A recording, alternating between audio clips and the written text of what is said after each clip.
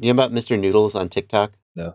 There's this guy, he's got this like 13-year-old pug. I don't know how old, it's like an old pug. And he has his own TikTok, and every day he picks up Mr. Noodles and he sees if Mr. Noodles stands up or flops back down. And then that tells you whether it's a bones day or a no bones day. And if it's a no bones day, what that means is you can take it easy. You don't have to push yourself. You can just have some self-care. If it's a bones day, it means you got to get out there and, conquer the world, Mr. Noodles says. Mr. Noodles is pretty. He's like super old and does not give a shit. He'll stand at his. What reminded me of it was Henry's bed.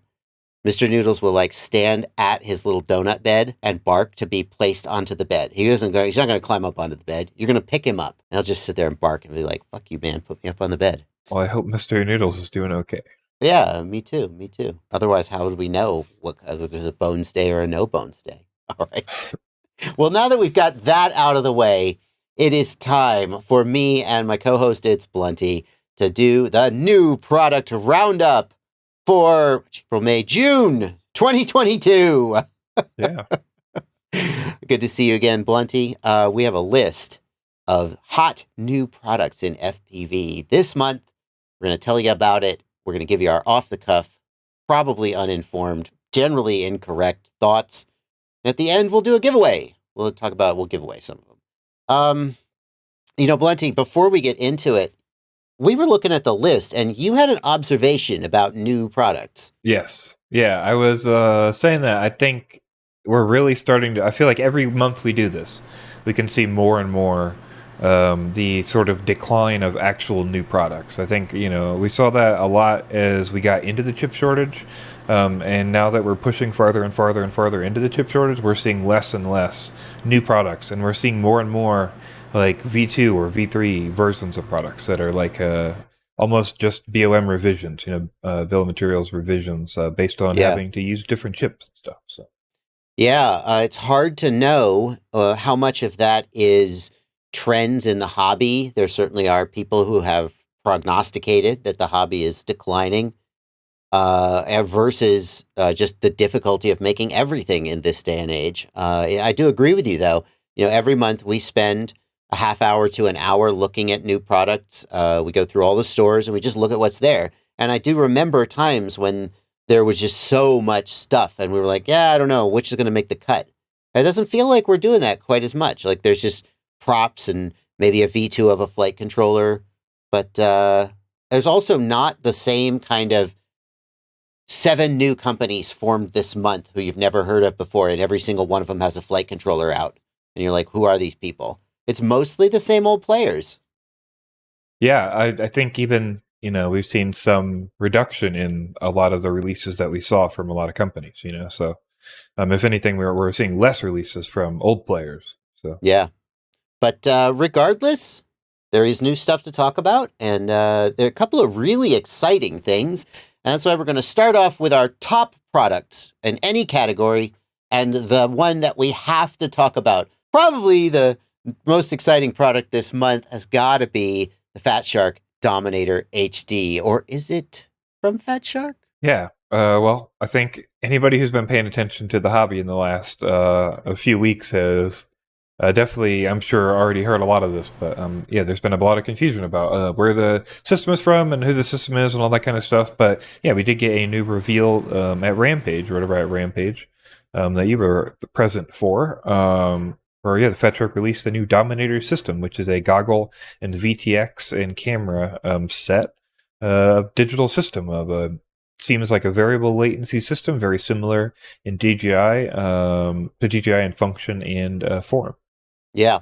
And I know that there are a lot of people out there who are really over talking about this. And so we're not going to spend 15 minutes diving into all the ins and outs. In fact, you and I did a whole episode of the news dedicated to the ins and outs and the behind the scenes and the questions and answers. And, so we'll just link that in the video description. But the bottom line is, as you said, this is a 720p or there's a 1080p mode digital HD video transmission system. Seems like it's actually made by a company called Walksnail, and then Fat Shark designs and makes the goggle, but Walksnail designs the actual digital video link. The reason that's interesting is that there's also, we see here, a Flywoo version of this goggle. which is just clearly the exact same goggle. So it looks like Fat Shark won't be the only one selling it. And you can pre-order the Flywoo Avatar or the Walksnail Avatar, or you can get it from Fat Shark from any of the U.S. vendors. We've got links in the video description to all the stores where you might pick this stuff up. I guess, Plenty, what people are wondering is, like, should I jump on this? Is this it? Is this the new thing? You know, like, what kind of value can we provide in this video without diving into the whole sort of morass? Yeah, I think we were pretty clear in the video if you watch that, and there have been a couple other people who were, I think, on the same page with this, but, you know, I think, generally speaking, the state that we saw the system in at Rampage and the vehemency, I guess, I don't know how you want to put it, of Fat Shark to say this is releasing by the end of June means that I think most people should stay away from this until we see how the system releases and progresses over the first month or two with the early adoption and just where the software ends up, and also what alternatives end up on the market, like the Flywoo goggles and other things. Yeah, there's so many uncertainties, and one of the uncertainties is that the sample that we were allowed to try at Rampage, and it wasn't just YouTube influencers, but it was open to the public. Anyone could try them. But they were feature incomplete, like the DVR didn't work. There was an error message on screen that didn't go away, but they'd said, that's just code. And for it to release in June with those kind of things still undone, I think that definitely it's a wait and see, unless you're just dying to be an early adopter, in which case more power to you, and a lot of people were. But with so many other things on the horizon, including the DJI V3, the future of the DJI V2 being uncertain, this system, which has a lot of potential, and the HD0 goggles, which also look interesting, I think that definitely, all the time I've been in FPV, there has never been a time when I was less excited to say, go buy this new thing right now. There's never been a time when I've been more hesitant, if you will. This is the most hesitant I would be right now to spend money on a new set of goggles. Yeah, absolutely. I definitely would agree with that. Like I think 3 different ways. Yeah, hopefully we'll know in the next few months how everything plays out, and it'll be a little more clear as to where people should end up with their goggles. Okay. Well, if you do decide that you want to get any of the products in the roundup, there are links down in the video description below. There are also timestamps and chapter markers, both in the video description and the timeline. These tend to be long videos, so if you're getting a little bored with whatever we're talking about, just skip to the next chapter or find a product you're interested in.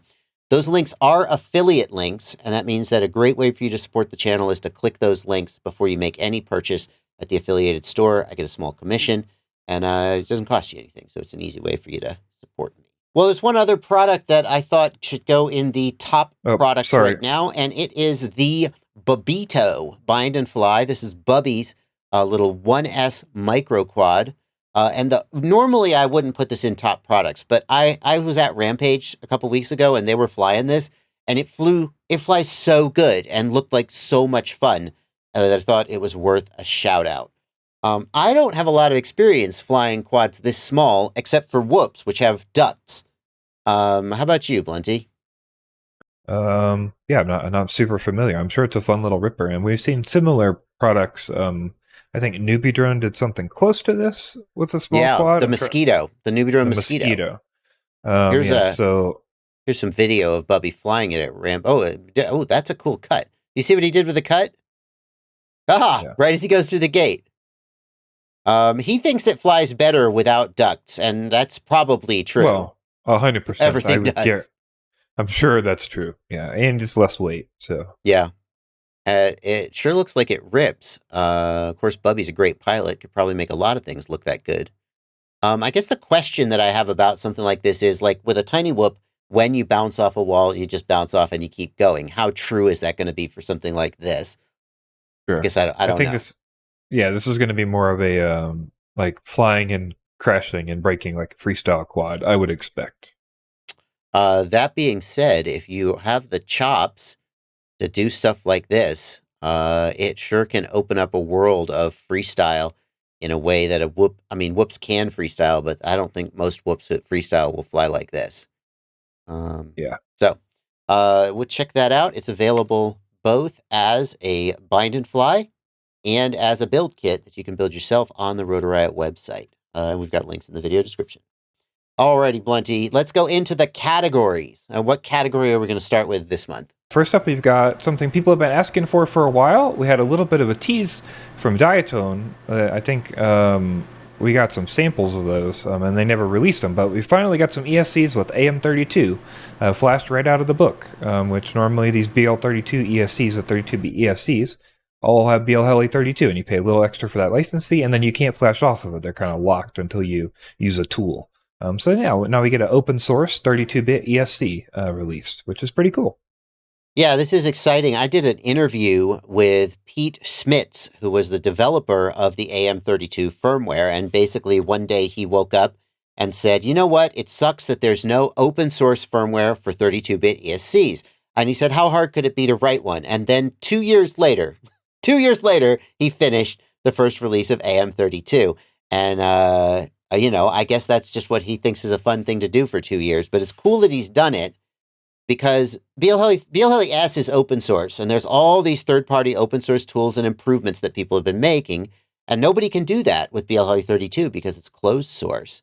It's neat to see this option now because we've got a lot of features that are more open. So, we've got like slow start is something that's a common thing on like FETTech ESCs that people enjoy from KISS. And now you can have slow start because AM32 just implemented that in an open source fashion. That alone is, I don't know if people know what we're talking about, but it's where instead of the motor going, it goes kind of, well, it's not quite that slow, but it's, I don't know why it's so cool to have a motor start like that, but it totally is. Well, I'm sure it's better on like stall torque, or stall amps and stuff. I come from I did a bunch of HVAC work, and if you fire a compressor from not moving and you fire it really quickly, it's that locked rotor amp takes a lot to unlock. So I'm sure there's something from that slow start that also would help voltage spikes and things too. So, and it's fun to watch. Yeah. So the downside of AM32 until now has been that if you wanted to use it, you had to buy a BLHeli32 ESC, and then with a fairly fiddly flashing process, you had to flash it with AM32. But by buying it pre-flashed from SkyStars, you can just use any normal pass-through flashing. Yeah, I was going to say, to be clear, it's not just as easy as like, hey, let me download this program and do a specific thing to make it flash. You actually have to use a tool and solder to the pads to flash through the BL32 bootloader and then get to the AM32. So, but it's pretty cool to see this off the shelf. Right, you don't have to do that with the SkyStars hardware. They're pre-flashed, and you can literally just use BLHeli pass-through or AM32. So there's a link in the video description to my interview with Pete Smits. Bear in mind that interview was some time ago, and the firmware has progressed, so the features that you see there are new features since then. Maybe it's time for an update now that this product is out. But if you're interested in trying something different than BLHeli32 or in exploring and developing an open source 32-bit firmware, AM32 is out there. And thanks to SkyStars for being the first. I guess Diatone was technically the first, but I don't think they actually put their product into like production. So thanks to SkyStars for actually giving us a product we can buy. I believe they worked with, I was just going to say, I think they work with some of the XpressLRS developers on that. I believe in particular, Jai Smith helped them get that working and help them troubleshoot through a lot of the issues. So, pretty cool. Blunty, I am really conflicted about our next product because on the one hand, I think that all-in-one ESC plus flight controller in one board flight controllers are not durable enough for big quads. They're okay for toothpicks and maybe little lightweight 3-inch and 4-inch, but for 5-inch big honkin', they're just not durable enough. But I also think that Aikon makes some of the best, most reliable hardware in FPV, and that's why this product has me so conflicted. Yeah, I would absolutely understand where you're coming from there. I know a lot of people have had success with 35 or 40 amp AIOs in the past, and some people are flying those. And then we saw it was 45 amp and 55 amp were the iFlight Beast, right? Mm-hmm. And now we're getting a 60 amp from, like you said, someone I would typically trust pretty well as Aikon to deliver a quality product. So, a lot of this will be not just build quality, but also heat dissipation and what build you're putting in and all those kind of things, because there's a lot on one little board. But I think it's cool to see this, and hopefully this works out well for folks. And also the cost, if you look at what you're getting, is not bad considering the world we're living in right now. $96 for an F7 AIO and ESC that's 60 amp. It's pretty good. Yeah, what are you getting? Can you describe the product? Yeah, so essentially you're getting a 6S capable flight controller with a 6S capable ESC that's 60 amp. You're getting BLHeli S instead of 32, but that's fine instead of paying the extra $5. I'm personally of the opinion that it's not a big difference, but Yeah, especially if you put Blue Jay firmware on there, it's going to give you probably everything you need. yeah, and then you're also getting typically what you're getting with an F7. So you're getting a whole mess of UARTs that are accessible. You're getting onboard black box. This one uses the BMI gyro, which I think we said before. We're going to see a lot more of the BMI and the ICMs, and just a bunch of different options, it looks like, for people on this thing. So. Now, when I first saw this and I saw 6S 60 amp ESC, I thought, well, this is clearly for like a full-size 5-inch freestyle quad. But it has 25 millimeter toothpick style mounting with, oh my God, M2. I just saw this. M2 hardware. Those are M2 screw holes, not M3. And no 5-inch frame is very few of them are going to have 25 millimeter mounting with M2 hardware. So what is this actually for? What build is going to need a 60 amp ESC and be running a 25 millimeter mounting pattern? Yeah, I guess we're looking at something that's an option for, like, I guess really hardcore toothpicks, something like that. Oh, I see. I looked at the actual product description. I know, what a concept. It says it's designed for heavier Cinewhoops. That makes a lot of sense.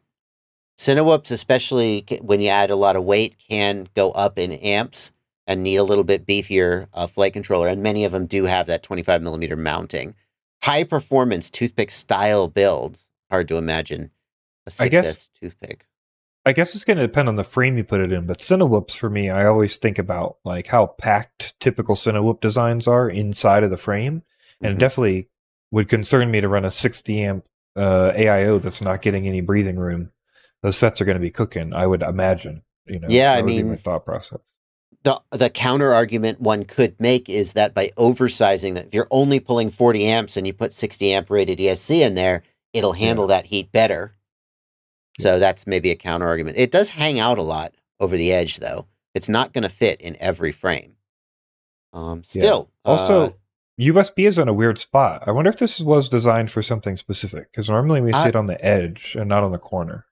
I agree. It's feeling like this was designed for a specific frame, but it doesn't really seem to say what that frame might be. If you know what this was designed for, then let us know down in the comments.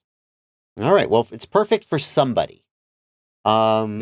Next up, Blunty. Speaking of all-in-ones, where I don't trust the durability, here's the NewBeeDrone Infinity AIO. And I want to be clear. I'm not specifically calling into question the durability of the NewBeeDrone Infinity AIO V2. I have no information as to whether it's better or worse than average. But in general, AIOs, because they have to pack so much circuitry in there and because of heat buildup and heat dissipation, they tend to be less durable. And this thing is $150. Yeah, it's quite a contrast with the one we just looked at, which was also an F7 AIO, though 722 versus 745, so a little more longevity in the NewBeeDrone. But, it's 60 amp on the Aikon versus 55 amp here. This one is 32-bit, but, you're paying another 50% more for this option. So it is kind of quite a contrast. So hopefully they've done the work. It does appear to be a giant heatsink on both sides, which is good for syncing that increase longevity. FETs. Yeah. So I think that speaks to the complaints I was talking about with the Aikon. Hopefully this is gonna last you, but it is tough to pay $150 for your stack all in one piece and then to have a little bit break. I have to replace the whole thing.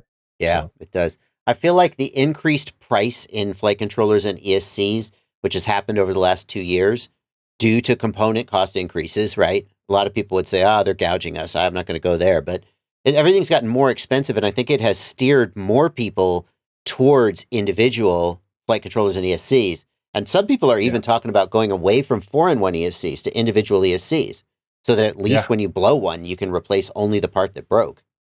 One of my main 2 quads is still running single ESCs with the old JBF4. And it is nice to only have to replace one ESC at a time. So, running a JBF4. I'm touched. The NewBeeDrone Infinity AIO V2 does make a few changes compared to the original V1 that I think are going to make people, including me, happy. The original one worked with the DJI Cadix system only. It didn't have an analog circuit. The new one, this listing is wrong. This is old leftover text. The new one has added an input for a camera and VTx, so you can do analog with it if you prefer. And they've added just a shitload of pins here in this plug, so you get more UARTs. There were only like 2 UARTs available, so it's a little more versatile. And that was my other complaint. As long as you're paying that much, like to only have access to 1 or 2 UARTs was a little annoying. So it's nice that they've made those changes. I would say, if they're going to advertise it as, where's the advertisement? What'd they say? The board that can last forever. If you really mean it, NewBeeDrone, then you need to put your money where your mouth is. And you need to, like, I'm not saying you should have a lifetime, no questions asked replacement warranty. But if you're going to advertise it, if you're going to sell it at this price and advertise it as last forever, you need to put your money where your mouth is in some meaningful way. I don't know what that is. You're the business people, and I'm just a YouTuber who talks smack. But that's what I would say. We got 2 more flight controllers, Blunty, from Matek. Matek makes some of the coolest and most interesting flight controllers out there for really a little bit more unusual, at least according to my audience, needs. We've got the Matek F405 Wing flight controller, which is their wing-focused one. Can run iNav, Betaflight. I think it can run ArduPilot, I believe. And this one has a built-in ESP32 chip, so it can do ExpressLRS or Wi-Fi based telemetry. And then over here we've got the Matek F405 HDTE, and I don't even know what that is. Yeah, it looks like the HDTE has a built-in BEC, like a sort of a solder-on attachable BEC to power the stuff you're running in it. So, you're soldering on a 12-volt BEC, and then the VX, which would normally be your 9-volt or 12-volt or whatever the DJI is that VX is just the power from that pad. So then you're getting whatever you need for your DJI or any other things you would run. So maybe you're running a wing and you need another thing that has a different power requirement. I think that's pretty neat, that it's a little more flexible in that way. This one confused me a little bit because when I first saw it, I thought that was a 5-volt regulator designed to power servos. So you could have a high-powered 5-volt regulator, but it's not. It's a 12-volt regulator for the air unit. And most flight controllers that want to have a 9-volt or a 12-volt regulator for the air unit just build it into the flight controller. So I guess I'm a little confused what Matek is doing here. They even say they include that BEC, so it's not even like they're letting you source your own BEC. Why didn't they just build it into the flight controller? I assume so.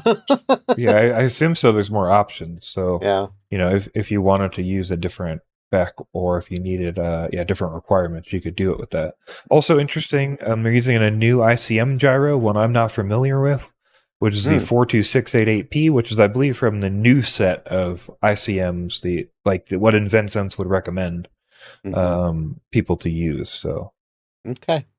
Also, 11 motor outputs. It seems like this is designed so you can, do 8 motors and servos if you need the servos. Oh yeah. Let's see what else was on here. Oh, a mega flash, which is kind of interesting. It is still an F405, so at least not F11 or 411. And then there was 12S input. Yeah. That's one of the things that makes this board really stand out. Maybe that has something to do with why they didn't build the voltage regulator onto the board. Maybe that was difficult for them to build a 12S capable regulator, so they just sourced one. Also, this has got... What if they literally couldn't source the components for the regulator, but they could buy the regulators pre-assembled, and that's how they worked around it? 2022 is working out to be really freaky. Also, this has got 2 connectors on the bottom for 2 ESCs, so if you need to run 8 motors, like you can do that Hexacopter or something. Yeah, for 2, 4, and 1. So fancy. Yeah, going to be a big Cinelifter. This is a good Cinelifter flight controller, isn't it? Yeah, the only downside for anyone here is going to be 405, and that's just going to depend on available UARTs and processing power that you need. But I think for a lot of people who are not trying to run something fancy on this and just need a good FC with all kinds of features, especially for an Octo, I think this is pretty cool. It's $65. This seems really, really great for where we're at in the market right now. I see 1, 2, 3, 4, 5 UARTs at least, full UARTs. Yeah.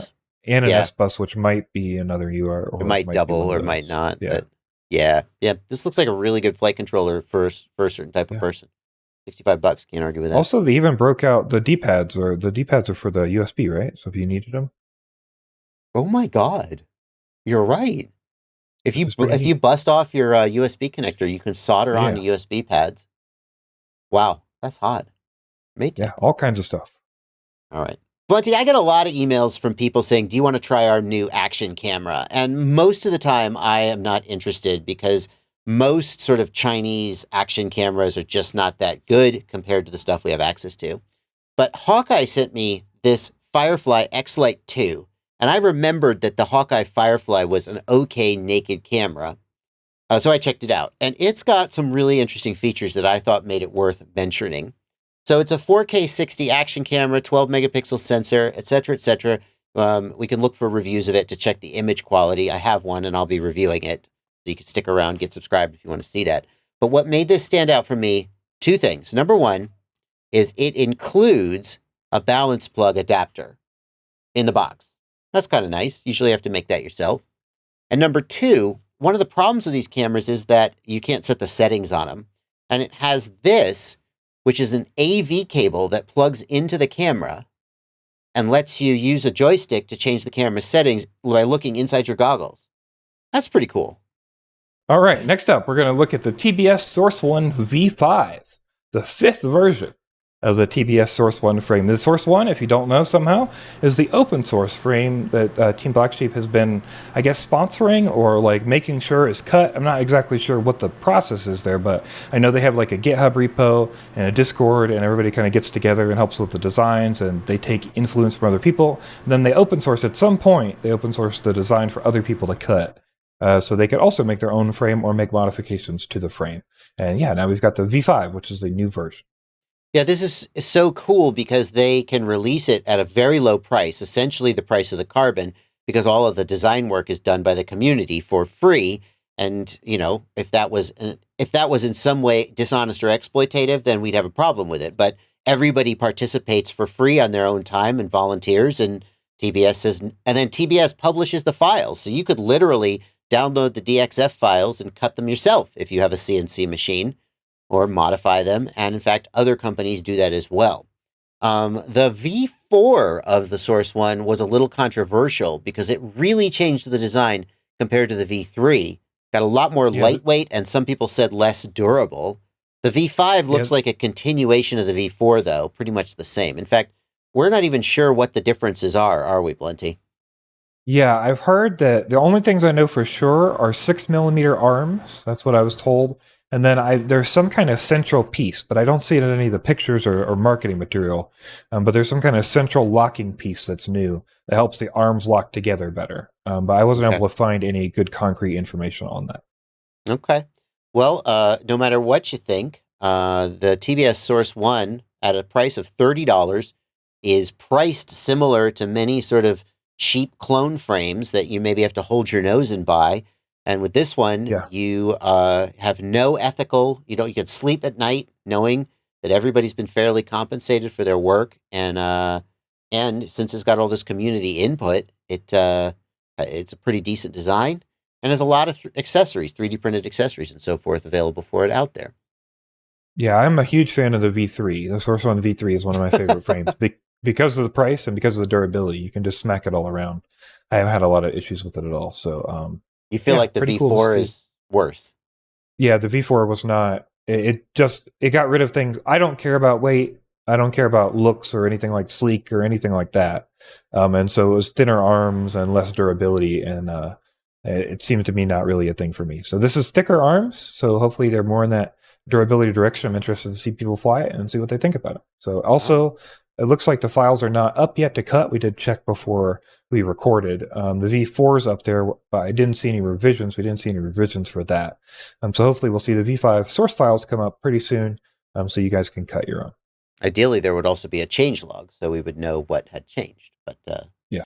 Next up, let's take a look at some motors. We've got new FPVCycle motors. We've seen various generations of the FPVCycle motors over the year or two that I've been doing this, at least. And we've got a new one in the uni-bell design. So hopefully these are, even more push and advance over what he's been doing before. Yeah, the FPVCycle 25mm motor is one of my favorites, although there's a reason why it's not as distinct as it was. And I'll tell you that in a second. But one of the problems that they ran into with the last batch was that the sidewalls were slipping down. And Kebab actually said that they literally just used the wrong adhesive. They just grabbed the wrong bottle of adhesive for one batch. And he said, never again. We're doing uni-bells. So that's good. Uni-bell's more durable. A little heavier, though. I will say, though, the reason I think this motor is less distinct than it was is that the original 25mm motor, the Emeralds, it came in at something like 36 grams. And in fact, they still show a 35 or 36 gram weight on the page. 35 grams with 20mm wires. That might be accurate, but somebody weighed one of these uni-bell motors with full-length wires, and it was like 41 grams. So that's going to come down a little bit when you cut the wires off. Somewhere between 36 grams and 40 grams. A 36-gram motor in the 25mm class is exceptionally light for a motor of that size. A 40-gram motor in that class is pretty normal, and I think that there's other motors that you probably could be looking at, like the iFlight Xing 25mm. But still, good motor.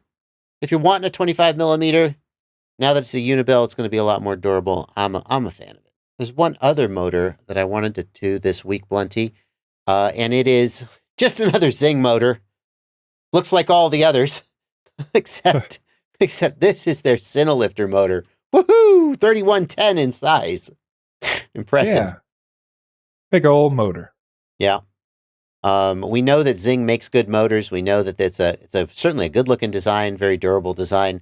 And for people looking for a Cinelifter motor, it's probably going to be in stock, whereas many other small batch motors might be more difficult to find. So wanted to get that out there. 900, 1250, and 1600 kV. So not going to be for like a 12S build. If I remember right, my 12S were like 400 kV. Next up, we've got props. We're going to move on to some propellers. We've got new HQ props this week, the J40s. These are some juicy props from HQ. Mm-hmm. What is a juicy prop? A prop meant for juicy flight. That's what I would guess, but I'm not sure necessarily what makes a prop juicy. I would think a juicy prop is designed to be smooth and responsive. Johnny FPV, of course, known for popularizing the juicy style, he uses a 4.9-inch prop to get more responsiveness. It looks like what they're doing here is it's a 5.1-inch prop, so it's larger diameter, but it seems like they're maybe going with a little bit of a thinner blade profile so they can still get less drag and more responsiveness without reducing diameter. Ultimately, of course, we'd have to fly them, and we haven't, so we can't really say too much. But there you go. Gemfan Hurricane 5.5-inch prop. And Blunty, I don't know if this is actually a new product. Sometimes products show up on the new product page of a store when they're not actually new. But I was just reminded that 5.5 inch is a thing, and I thought I'd take the opportunity to tell everybody else that it's out there. Have you ever flown 5.5 inch? I have not. I've considered it, but I'm not really a action cam kind of guy, so I'm not sure the application works for me. But yeah, pretty cool to see some options in the 5.5 inch category for people who are flying frames like the AOS 5.5, for instance. Exactly. Yeah, the argument that guys like Chris Rosser make is that when you get up into the 700, 750 gram weight range, like most, and some people are closer to 800 grams with an action camera on, you really want a bigger prop than a 5-inch prop to have optimal disc loading. And Chris Rosser's AOS 5.5-inch frame is made for this size of prop. And if you fly a heavy 5-inch and you sometimes think your quad is too heavy or underpowered, you should give 5.5 inch a try. It's a really interesting spot between the stability of a 6-inch and the agility of a 5-inch. And and the efficiency of a 6-inch, it's definitely worth a try. This is the Gemfan's new sponsored prop with Alex Vanover. And I mostly wanted to include it because it is a new product. And of course, Alex Vanover certainly doesn't fly any bad stuff. I don't know what characteristics it's shooting for. It's available in a lot of different colors. And that's about it. I don't feel like we have a lot to offer until one of us flies it. So I did want to mention that it's out there and say, it looks like it's got a relatively 5136 is a middle pitch, somewhere between 5.1 and 5.1 by 3 and 5.1 by 4 is where most freestyle props tend to come. You know, we used to see 5 by 5 by, you know, relatively high pitch props, but not so much anymore. Looks like it has a little thinner blade profile than the Hurricane. But other than that, I'm not, don't have a lot more to say. Plenty, we got 2 chargers this month, 2 new chargers, the ISDT Air8 500 watt and the 533 M6DAC. Which one do you want to do first? Well, let's start with the ISDT since that's $70 bucks. Yeah. 500 watts, 20 amps, 8S. So that's pretty cool. Good specs. Yeah. Relatively good. I mean, I'm not going to go pull up other chargers and really dive into a spreadsheet, but $70 for 500 watts, 20 amps is in the ballpark of about right. And for someone who uses bad air for some reason, this also says bad air, which is a feature some people will want. Bad air is stupid and no one should use it. It's dumb. I mean, there's nothing wrong with it. You're not a bad person if you use it. You're just wasting your money. No. All right, I won't be mean. What is bad air and who would use it, Blenty? Bad air is a tracking system and like wireless information system and stuff for your batteries. And you run you basically buy an extra piece that goes onto the batteries, or you buy batteries with the extra piece. And then your charger can recognize the history of the battery through the piece. Yeah. So this is the ISDT Bat Air BAP4 plugin. It's for up to a 4S battery. And you plug it into the balance lead of your battery, and then your charger can detect it and know what battery it's charging and track stats. And there's a phone app. And that all sounds good, except that you have to pay $5 for this stupid thing that then hangs off your balance port. Look how big it is. And then you have to buy one for every battery you want to track. So if you have a big old Cinelifter and you own 4 or 6 batteries and your batteries cost $300 a piece, this makes sense. This makes some sense, right? You really want to take care of those batteries and track them. But if you're a typical FPV pilot who has 5, 10, 15, 20 or more little packs, you're not going to spend $5 a piece to buy a bad air plug-in for each of them. And that's why, from my opinion, this is kind of useless. But anyway, 500 watts, 20 amps. Of course, what we have to do is compare it to the venerable, the champion, the Hoda D6 Pro, sometimes known as the Hobby Mate. How's it stack up? It's pretty good. Doesn't have AC, obviously. You're going to need DC. Yeah, so you're going to need a power supply. Yeah, that's going to be the price difference pretty much there, I think, is going to be that power supply. It also does 8S instead of 6S, which is kind of nice. Mm-hmm. 500 watts is more than 325 watts. This is a single channel charger or a dual channel? It's like dual channel. Is it though? I don't think it is. 2 bad air plugins, so I would assume. No, it comes with 2 of the plugs. Oh, yeah. It's included. That's a $10 value right there, Blenty. So fair enough. So $60 charger with $10 worth of bad air. It's only a single channel though, so it's 500 watts, 20 amps compared to 325, 15. But this is a dual channel charger, so you're essentially getting. You could argue that you cut this price in half, since you would have to buy 2 of these. Flip side might be that if you're doing parallel charging, the 500 watts, you could charge 5 or 10 batteries at a time off a single output. Yeah. So, okay. No, it's okay charger. Even if you take away the bad air stuff, it might be right for somebody. We've talked before in the past, we've done some news articles and things about some issues that ToolkitRC has had in particular with quality control. And I can say I've repeatedly seen those issues over and over again on forums and through helping users and diagnosing issues and things like that. It may have improved lately. It's hard to tell, obviously, timeline-wise, where it's at. But if you consider what we've seen in the past, Toolkit does not inspire quality in the name when I consider Toolkit. One thing I'll say is that hopefully we can at least hope that Evan Turner's putting his name on this, or his company's name on this, with 533. So he has at least done some vetting on these, and hopefully they are QCing these units better that are coming to his factory. So. Yeah, and I actually asked Evan about this, and I'll tell you what he said in just a second. But I want to share my own personal experience. I'm going to testify here. We're in church. I was sent an M6DAC, not the 533 version. Back when it first came out, ToolkitRC sent me an M6DAC. I used it for a weekend, and by the end of the weekend, one of the channels had it was detecting the voltage wrong on one of the cells, and so I considered it not safe to use. It was reading like 0.2 volts high or something. And you could say, well, you just recalibrate it. No, something's messed up. It shouldn't do that. I think even after that, it died. I can't remember. I think it might have died. But anyway, it was done. I went to Rampage a couple weeks ago, and I accidentally grabbed the wrong charger. I grabbed a DC input charger, and I didn't have a power supply. So I bought an M6D AC at Rampage with my own money, because that's what they were selling. And one of the cells was miscalibrated. It was off by 0.2 volts. I recalibrated it. I used it all weekend. It was fine. Another person bought an M6DAC, and on both channels, one cell was miscalibrated and was reading like 0.2 volts high or something.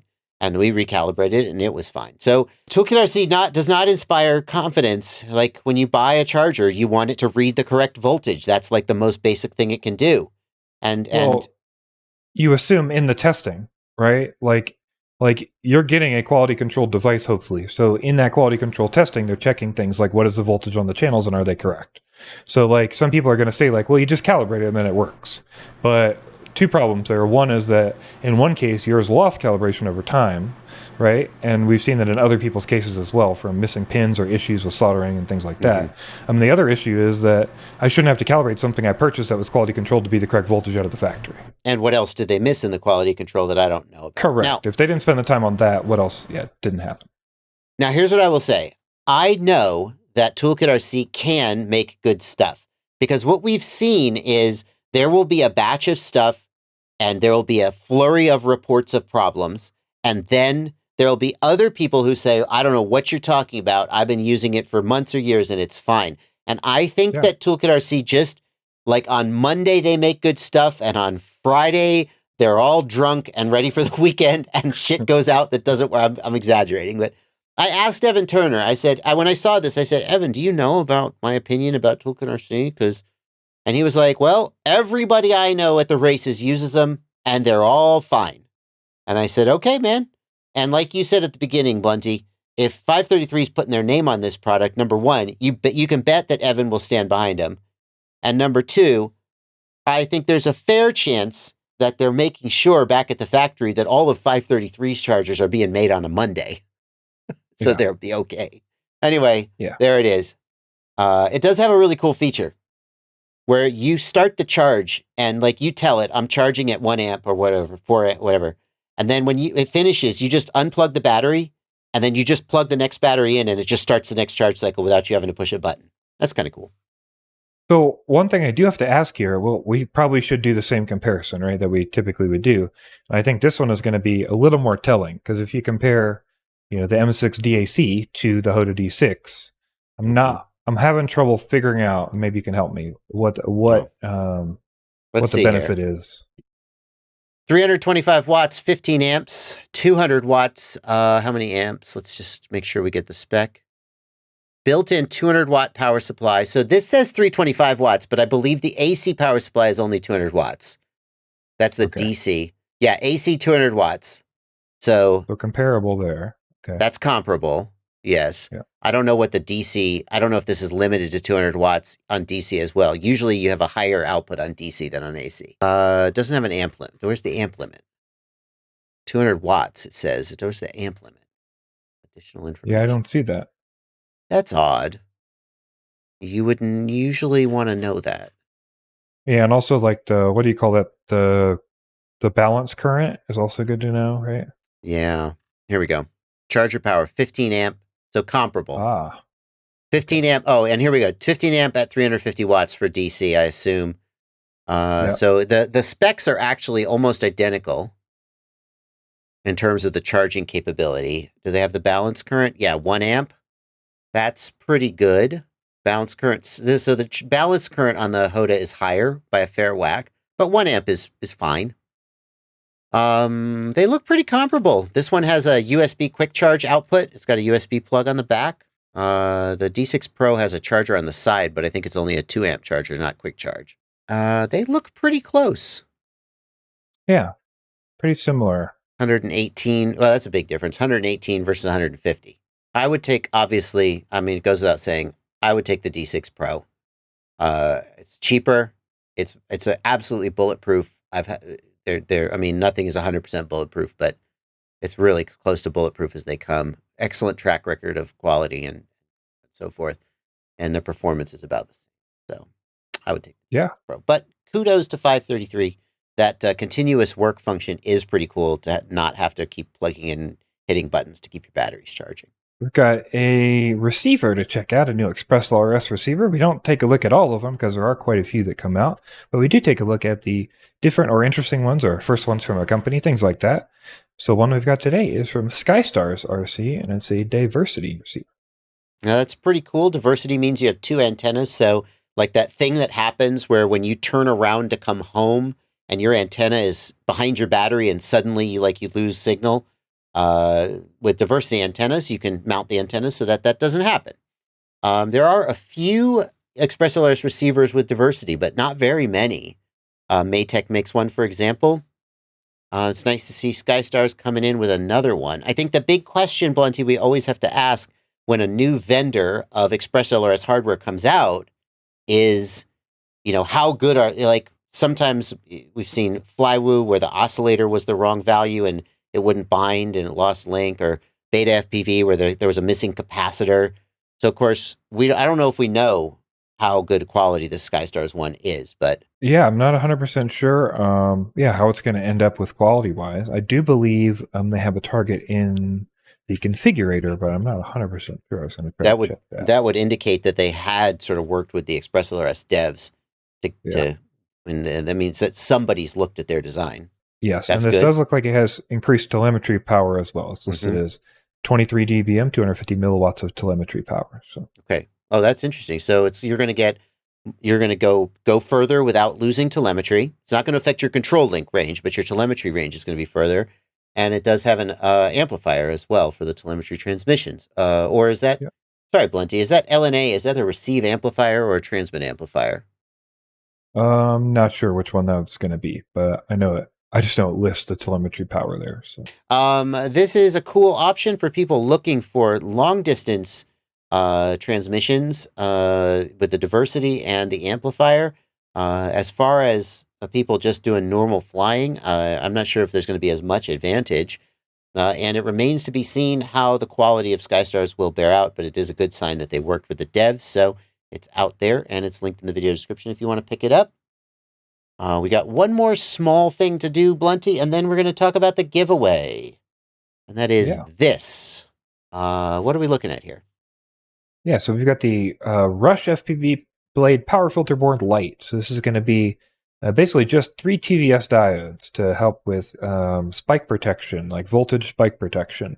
Instead of Rush also sells a power filter board that combines a capacitor, 2 capacitors actually, and sort of is meant to be mounted right at the ESC and stuff. This seems to be just another option for ways to mount. It kind of ties in well with the capacitor, similar to the VTx style, or I think FPVCycle style. Yeah, and you can see an example of how they are mounting it. That original RushFPV power board was meant to go with a Rush ESC and didn't work well with every other ESC. So here you can see you combine it with your own capacitor. There's various ways you could mount it, but that has just a little more voltage spike protection compared to a capacitor by itself. I got to say, Blunty, I saw a post on Facebook where somebody with an oscilloscope screwed around with their ESCs and their motors and made an argument that TVS diodes, once you have a good capacitor, a TVS diode is not actually helping at all. And I don't know if I kind of felt like, well, that can't be right. But it sure did seem like the oscilloscope was showing that. Yeah, that was also Jai Smith, as a matter of fact. We can talk about him again. So, but yeah, Jai did some testing, and he basically on a bench tried to force spikes. So his thing was like, yes, the TVS diodes do clamp spikes, but how much over a capacitor? Like, what kind of spikes are we seeing? Right, that was the big idea behind the question. And in his case, he was even like, like stopping the props from full spin and like trying to force backwards braking and doing everything he could to force spikes. And he wasn't able to force anything that was high enough to make any difference really over a capacitor. So yeah, so there's this idea that we have these crazy voltage spikes, but what would cause a voltage spike if not turning a prop to full and then like jamming a stick into it and stopping it suddenly? And if he couldn't make voltage spikes by intentionally abusing the motors, then the question is, would that ever really happen in the field? So are we all just wasting money by putting TVS diodes on our ESCs? Well, wasting money is relative, right? $4.50 is not much compared to what a quad costs. And if there is some spike in there, maybe that matters. Also, it might matter with thresholds. So like 4S versus 6S versus like design specs on some FETs, like, who knows exactly where everything's going to play out there. Okay. I don't think it's a bad idea to run them. I don't know. I've definitely seen quite a bit of testing, though, that seems to indicate that there's not a huge difference. So, all right. Well, good capacitor should be your first line of defense, but this could be an additional line of defense. Okay. Well, it's time to do the giveaway. Every month we give away one of the products, and I think I know what it's going to be, Blunty. I think I know what I want it to be this month. It's going to be a set of Avatar goggles. All right. Should it be? I mean, I was kind of joking when I said it. They're so expensive, like $600. I don't want to. I don't know. I don't know. Like, yeah, my thought is just like, I mean, that might be cool, but it also might be like, I feel like that money could be spent better other places. Right? I kind of, especially because I don't even think the firmware is done. We could do another giveaway when the firmware is done and maybe think about it. Yeah. All right, here's where my mind was originally going. To celebrate the new uni-bell 25mm motor from FPVCycle, we're going to give away a set, several sets, because it's only going to be like $100 per set. We're going to give away a few sets of either the FPVCycle 25mm motor, 4 motors, or to acknowledge the fact that now the 25mm Imperial is kind of the same weight as the Xing 2506. Like, that used to be one of its advantages, was it was lighter, and now it's kind of not. And they come in the same KV. You may choose that or the Xing 2506. It's up to you. Your pick. And I guess we'll give away 4 sets. How about we give away 4 sets to 4 individual winners? So if you want to enter that giveaway, there are instructions down in the video description. There's a link to a Google form where you can enter your name, your email address, and other information to enter. I will announce the winner via a pinned comment at the top of this comment section on this video. So if you're wondering, have I won? Has he announced the winners yet? Go look down there. And if the pinned comment isn't there, I haven't announced the winners yet. It usually takes me a week or 10 days to actually draw the winner and announce it. And I will also make a community post on my YouTube channel just to make sure everybody knows they win. So that's going to do it, Blunty. Another month in the bag. Another month. Yeah, we made it. And if you made it all the way to the end of this, we definitely appreciate you making it all the way to the end. If you're somehow still listening to this, go hit that subscribe button. If you're also not in that, I bet that's a small difference in the Venn diagrams. But if you're somehow not, go hit that subscribe, go hit that notification bell. Also, go check out the JB Livestream Clips channel, Joshua Bardwell Livestream Clips, where I am now running all the clips through from the live streams, so you can see them if you don't watch the live stream. In fact, there is going to be an excerpt from this session, even though this wasn't technically a live stream. We had a little off, behind the scenes conversation that I thought would make a good clip. So if you want to see Blunty and I talk about our internet service and experiences with our internet providers, I thought it was pretty entertaining. That's going to be on the Livestream Clips channel. So go check out Joshua Bardwell Livestream Clips. That's going to do it. I will see you next month, Blunty. Happy flying to you guys. Thanks a lot. Take it easy, guys.